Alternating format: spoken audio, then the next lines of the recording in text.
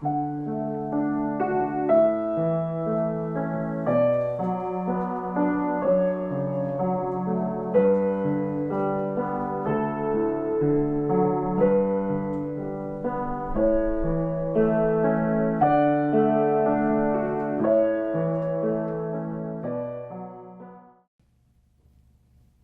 livre du prophète Isaïe. En ces jours-là, le Seigneur parla ainsi au roi Akaz.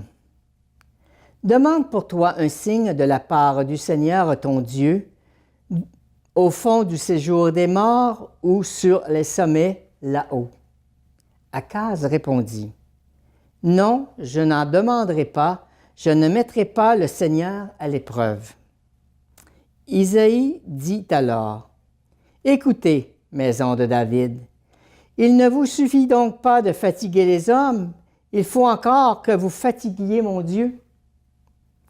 C'est pourquoi le Seigneur lui-même vous donnera un signe. Voici que la Vierge est enceinte. Elle enfantera un fils qu'elle appellera Emmanuel, c'est-à-dire Dieu avec nous. De crème et de miel il se nourrira, jusqu'à ce qu'il sache rejeter le mal et choisir le bien. Avant que cet enfant sache rejeter le mal et choisir le bien, la terre dont les deux rois te font trembler sera laissée à l'abandon. » De la lettre de saint Paul apôtre aux Romains. Paul, serviteur du Christ Jésus appelé à être apôtre, mis à part pour l'Évangile de Dieu, à tous ces bien-aimés de Dieu qui sont à Rome. Cet Évangile que Dieu avait promis d'avance par ses prophètes dans les Saintes Écritures concerne son Fils qui, selon la chair, est né de la descendance de David et, selon l'Esprit de sainteté, a été établi dans sa puissance de Fils de Dieu par sa résurrection d'entre les morts, lui, Jésus-Christ, notre Seigneur. Pour que son nom soit reconnu, nous avons reçu par lui grâce et mission d'apôtre, afin d'amener à l'obéissance de la foi toutes les nations païennes, dont vous faites partie, vous aussi, que Jésus-Christ a appelés. À vous qui êtes appelés à être saints, la grâce et la paix de la part de Dieu notre Père et du Seigneur Jésus-Christ. De l'Évangile de Jésus-Christ selon saint Matthieu. Voici comment fut engendré Jésus-Christ. Marie, sa mère, avait été accordée en mariage à Joseph. Avant qu'ils aient habité ensemble, elle fut enceinte par l'action de l'Esprit Saint. Joseph, son époux, qui était un homme juste et ne voulait pas la dénoncer publiquement, décida de la renvoyer en secret. Comme il avait formé ce projet, voici que l'ange du Seigneur lui apparut en songe et lui dit, « Joseph, fils de David, ne crains pas de prendre chez toi Marie, ton épouse, puisque l'enfant qui est engendré en elle vient de l'Esprit Saint. Elle enfantera un fils, et tu lui donneras le nom de Jésus, c'est-à-dire le Seigneur sauve, car c'est lui qui sauvera son peuple de ses péchés. Tout cela est arrivé pour que soit accomplie la parole du Seigneur prononcée par le prophète. Voici que la Vierge concevra, et elle enfantera un fils. On lui donnera le nom d'Emmanuel, qui se traduit « Dieu avec nous ». Quand Joseph se réveilla, il fit ce que l'ange du Seigneur lui avait prescrit. Il prit chez lui son épouse.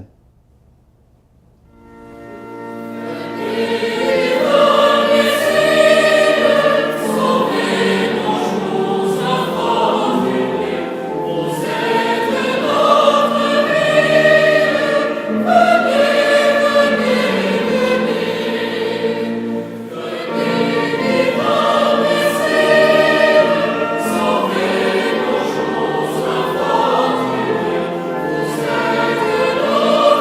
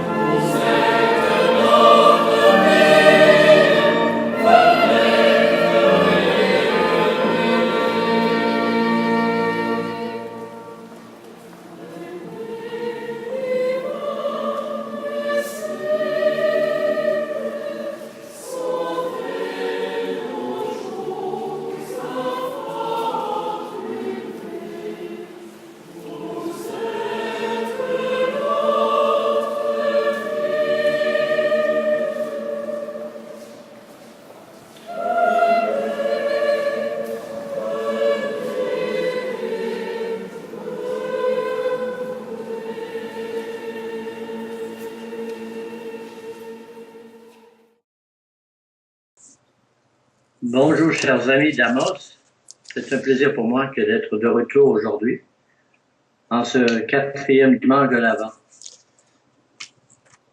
Mon nom est François Trudel, je me suis déjà présenté et je suis retraité et bénévole à l'hôpital Notre-Dame. 5 jours par semaine, je suis en contact avec les patients. Et ce dimanche me parle beaucoup dans le sens que j'apprends que surtout ce qu'est être reconnaissant envers Dieu. Envers Jésus d'abord, qui a eu confiance en Marie et en Joseph. Et c'est ce qui transparaît, l'annonce de la venue du Messie, c'est ce qui transparaît dans toutes les Écritures de ce dimanche, de ce 4e dimanche de l'Avent. Aussi, je vais commencer cette méditation avec vous en bénissant Jésus pour cette confiance. Béni sois-tu, Seigneur Jésus, pour le cœur de Marie, ta mère, qui a accueilli ta volonté dans une confiance totale. Béni sois-tu, Seigneur Jésus, pour ton serviteur Joseph, pour son oui à ton dessein d'amour. Merci pour tout ce que nous pouvons pressentir de la beauté de son âme, l'âme de Joseph, à travers son effacement total aux yeux des hommes de son temps. Seigneur Jésus, tu as voulu avoir besoin du oui d'un homme, Joseph, et d'une femme, Marie, pour être Dieu avec nous. Tu as pour nous des désirs infiniment grands, qui nous dépassent infiniment. Comme Joseph, nous voulons prendre Marie avec nous, afin que par sa maternité divine, nous soyons recréés et renouvelés à l'image de son Fils, afin que nous apprenions à vivre d'Évangile.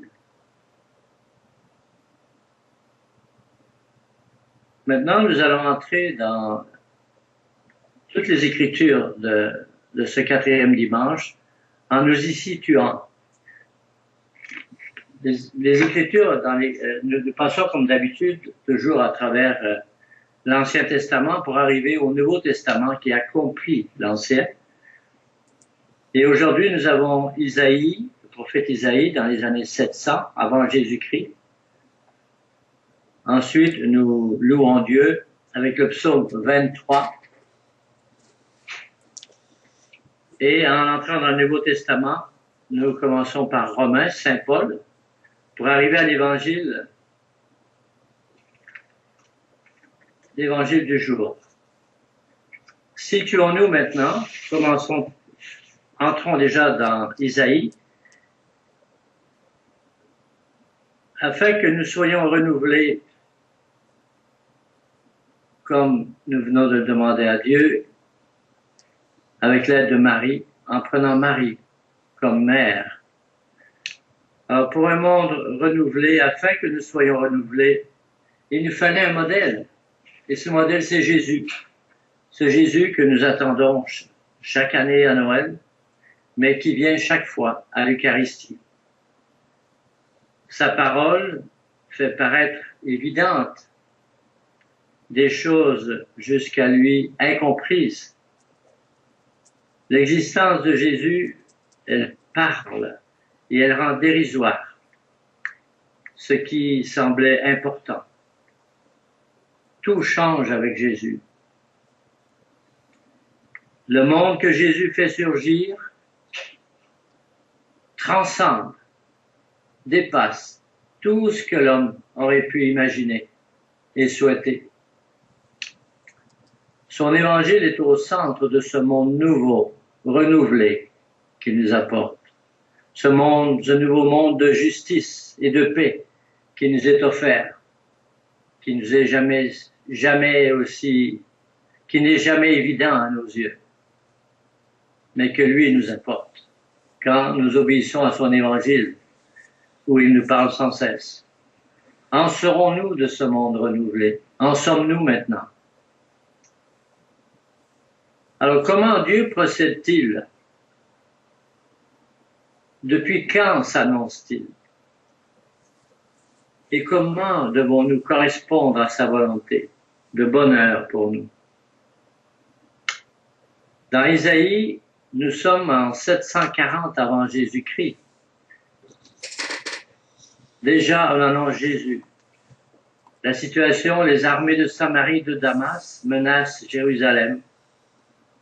Akaz, qui est le roi à l'époque, cherche appui et secours pour se protéger. Mais le Seigneur envoie Isaïe lui dire à ce roi qui n'a pas confiance en Dieu totalement, comme Dieu le demande. Isaïe lui demande de se tourner vers Dieu. Akaz refuse. Isaïe annonce alors que le Seigneur n'en poursuivra pas moins son projet de salut.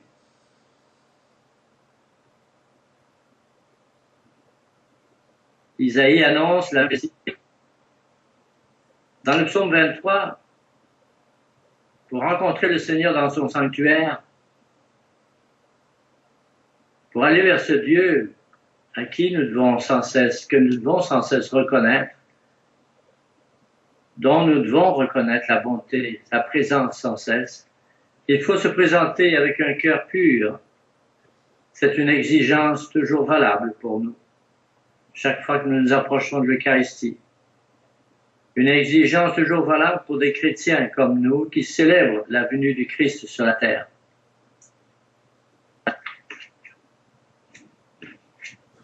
Dans l'Épître aux Romains, Saint Paul entend nous résumer l'essentiel de l'Évangile. Pour lui, le renouvellement de vie apporté à l'homme se révèle en Jésus. Toute l'attente d'Israël conduisait à lui. Il est Dieu présent parmi nous. Cela s'est affirmé à travers sa Pâque. Croire en lui, c'est trouver la route du salut. Maintenant, que nous dit l'Évangile d'aujourd'hui? Vous avez entendu sa lecture. Voici comment fut engendré Jésus-Christ. Marie, sa mère, avait été accordée en mariage à Joseph. Je vous lis simplement le début pour nous resituer. Et avant qu'ils aient habité ensemble, elle fut enceinte par l'action de l'Esprit Saint. Alors, que nous dit aujourd'hui cet évangile? Que Marie, fiancée à Joseph, est enceinte par l'action de l'Esprit Saint.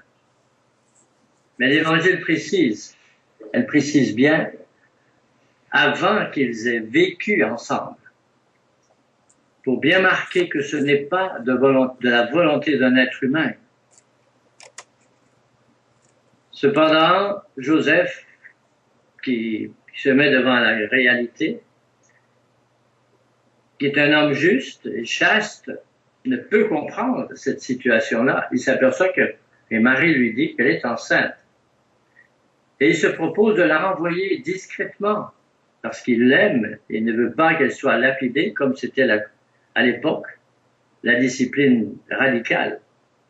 Et il se décide de la renvoyer discrètement afin de sauvegarder sa réputation à Marie.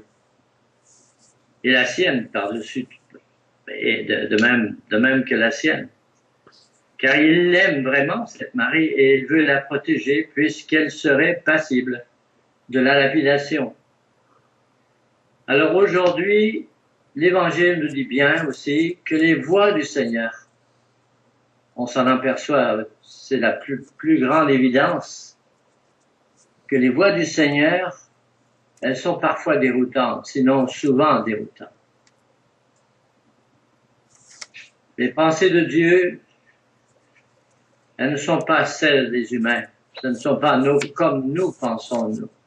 Et souvent, nous ne savons pas où aller pour rester en accord avec cette divine volonté qui est écrite droit, mais avec des lignes courbes. L'Évangile nous dit de Joseph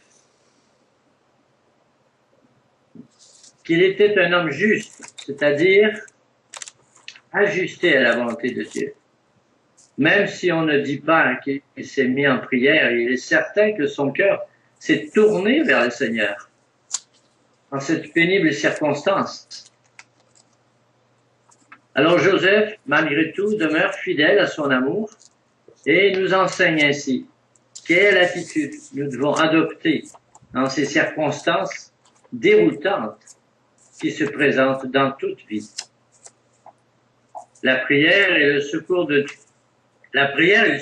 Dieu peuvent seulement dans des situations comme celle-là, nous aider à voir clair en une situation, dans toute situation donnée. Mais qu'est-ce qu'elle nous demande aujourd'hui, cet évangile? Elle nous demande tout de même de louer Dieu pour la vie qu'il nous donne.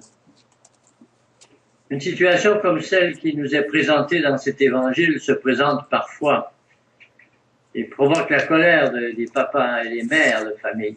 Pourtant, Dieu sait tirer du bien de toute situation. Et avec le temps, on en vient à louer le Seigneur, qui a créé la vie, même dans ces circonstances que nous n'aurions pas choisies. Réveillons donc notre foi. Réveillons notre foi pour remercier Dieu en tout et en toutes circonstances, avec la conviction que Dieu nous aime à travers tout ce qui peut nous arriver. L'Évangile nous dit aussi aujourd'hui que Joseph est visité par l'ange du Seigneur. Joseph est un homme ajusté, un homme juste, de bonne volonté. Devant cette situation, il s'est sans doute tourné vers le Seigneur, certainement. Et les Juifs de ce temps-là priaient avec les psaumes, comme Jésus, qui sont pleins de cris de détresse et d'appels au secours. Et en priant les psaumes, on s'aperçoit que le Seigneur n'est pas demeuré sourd à ces appels. Et c'est toujours le cas. Il a envoyé son ange pour l'avertir, Joseph, qu'il est choisi pour servir de père à Jésus, le Messie promis et attendu.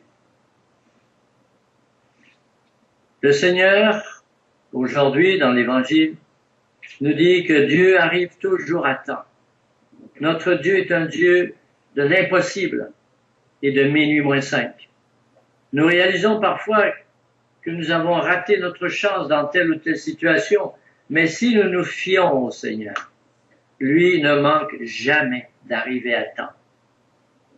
Avec le secours nécessaire, il est le maître des situations les plus désespérées. Quand plus rien ne marche, il est le Tout-Puissant. Avons-nous assez confiance?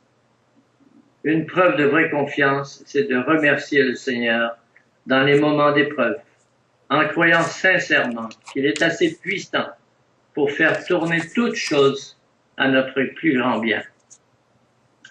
Cela prend du courage et de la foi. Supplions l'Esprit Saint de nous les donner. S'il ne nous envoie pas un ange du ciel pour nous conseiller, il nous aidera par un ange de la terre. Soyons toujours joyeux. Prions sans cesse. Remercions Dieu en toutes circonstances. L'Évangile nous demande une chose, c'est de faire confiance à la sagesse divine dans les épreuves de la vie. Dans les bons comme dans les mauvais moments, faisons confiance à la sagesse divine. Le passé est garant de l'avenir.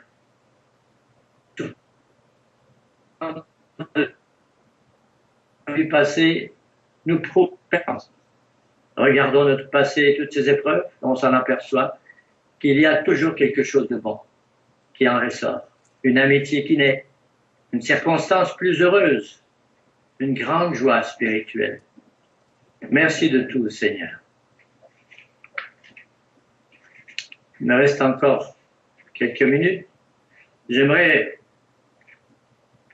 vous donner un témoignage d'un théologien qu'on appelle Siméon, le nouveau théologien, qui nous décrit bien, lui, comment il le voit, ce Messie. Comment il sait remercier le Seigneur et pourquoi. Recherchons-le, celui qui seul peut nous rendre la liberté. Poursuivons-le sans cesse de notre désir, c'est Jésus. lui dont la beauté blesse les cœurs, lui qui les attire vers l'amour, qui les unit à lui pour toujours.